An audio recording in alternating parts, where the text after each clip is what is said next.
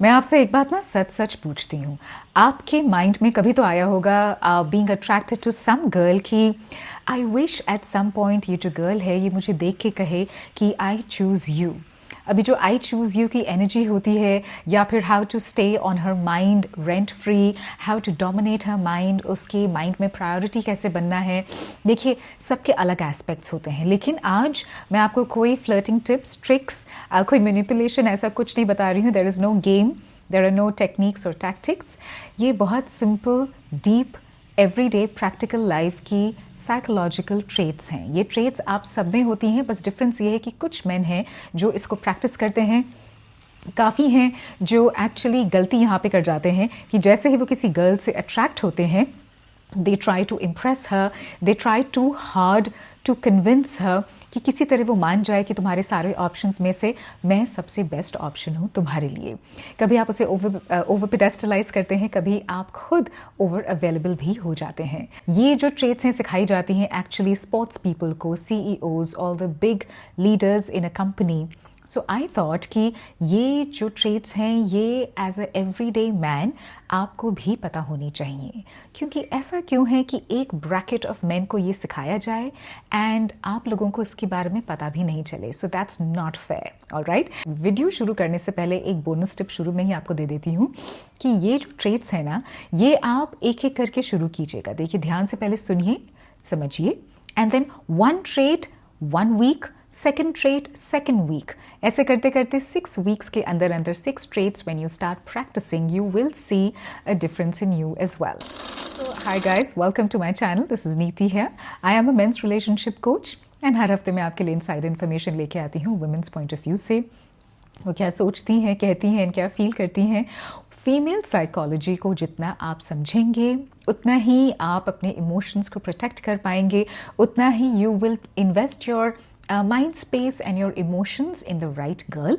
Happy healthy relationship किसको नहीं चाहिए होती है। एंड अगर आपको मेरे पेड 101 सेशन पे आना है अपने कोई कंसर्न्स को लेके, इश्यूज़ को लेके, अपनी सेल्फ ग्रोथ के लिए, कम्युनिकेशन स्किल्स के लिए, सो देन व्हाई नॉट, आप मुझे इंस्टाग्राम पे रीच आउट कर सकते हैं। And do follow me there on Instagram also. और यहाँ पे भी इस कम्युनिटी को बढ़ाते हैं क्योंकि मेंस मेंटल वेलबींग बहुत ज़्यादा अंडररेटेड है।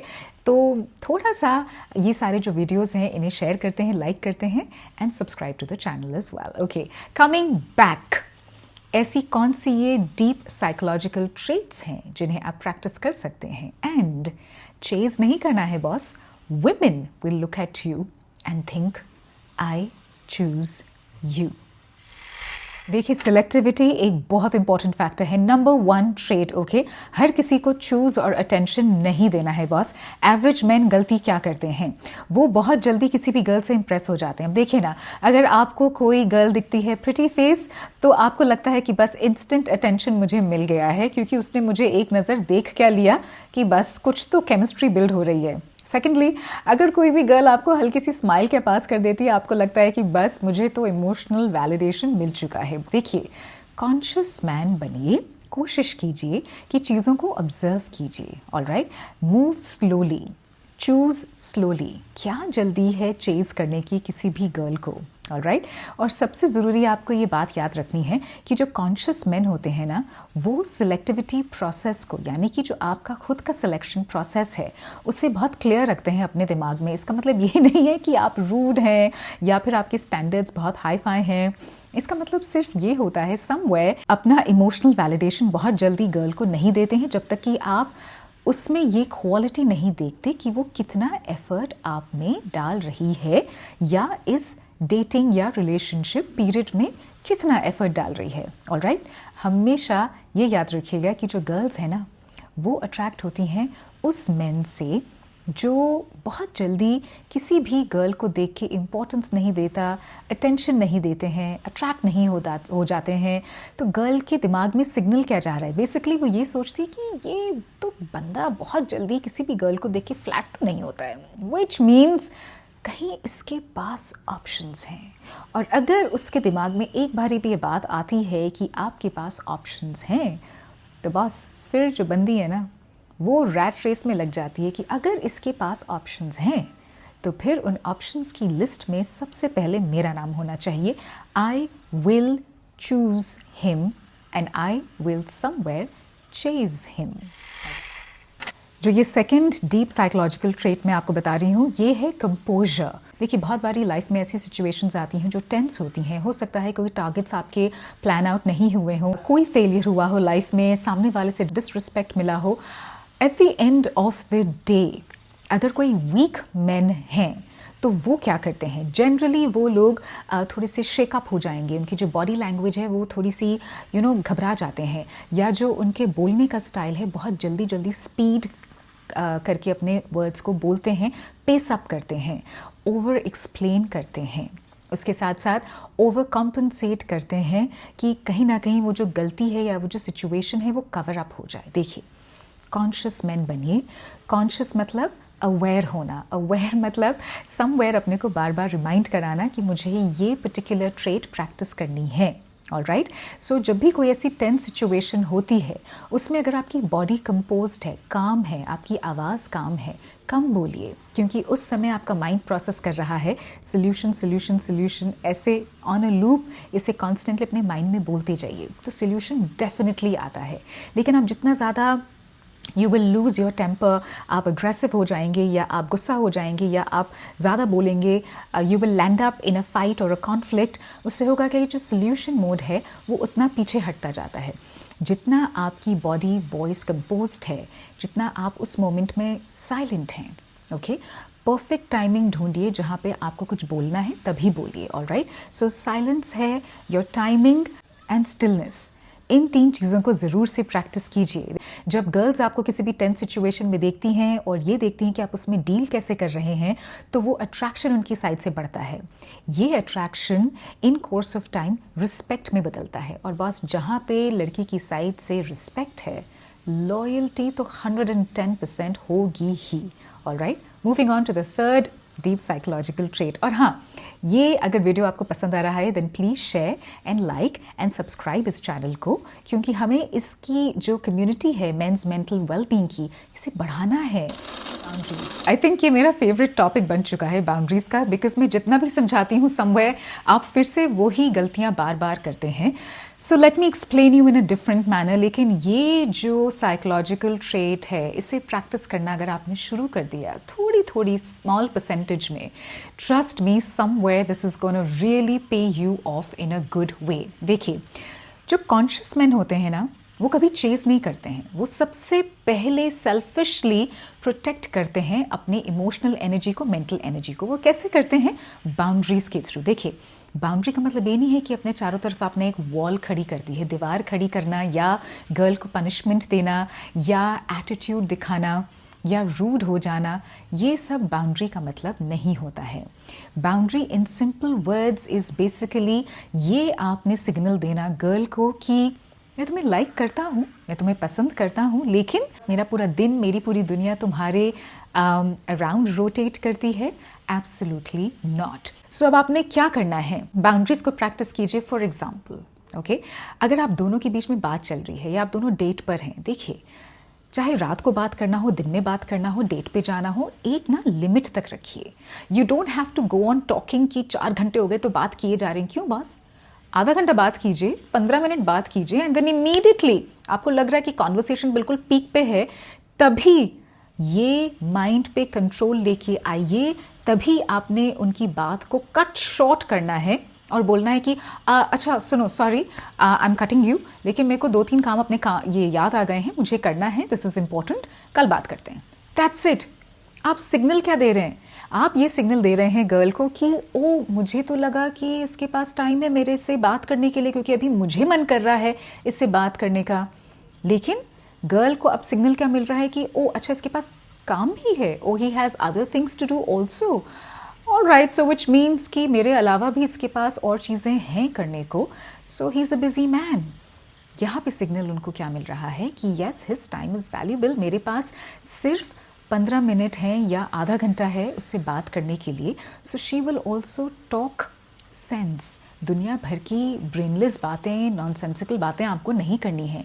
थोड़ा टाइम दीजिए, क्वालिटी बातें कीजिए. क्वांटिटी वाली जो बातें हैं ना, वो यूजलेस होती हैं, उसी से कहीं ना कहीं कुछ बात निकलती है और फिर आप दोनों के बीच में आर्ग्यूमेंट होता है, मिसअंडरस्टैंडिंग होती है। इसलिए बाउंड्रीज इसे कहते हैं, सेट कीजिए अपनी एनर्जी को प्रोटेक्ट करने के लिए, ऑलराइट। और इसी से आपकी एनर्जी बनती है आई चूज यू वाली। क्यों नहीं कोई गर्ल आपको देख के फिर कहेगी ओ yes I choose you. Control और सेल्फ रेगुलेशन, देखिए ये जो फोर्थ डीप साइकोलॉजिकल ट्रेट है, अगेन वेरी इंपॉर्टेंट। दो तरह के होते हैं, एक होता है सेल्फ रेगुलेशन, मतलब आपके डिसिप्लिन को लेके, ऑलराइट।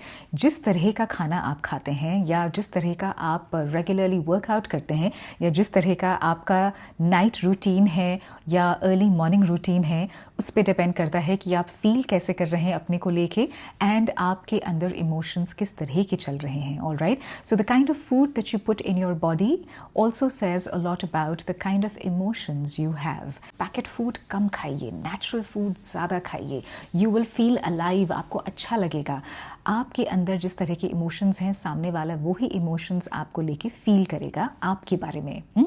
सेकेंडली, जब मैं कहती हूँ कंट्रोल, देखिए ये कंट्रोल होता है अपना इमोशनल कंट्रोल। कोई इमोशनल ड्रामा किसी को नहीं पसंद है, आपको नहीं पसंद है, मुझे भी नहीं पसंद है, राइट।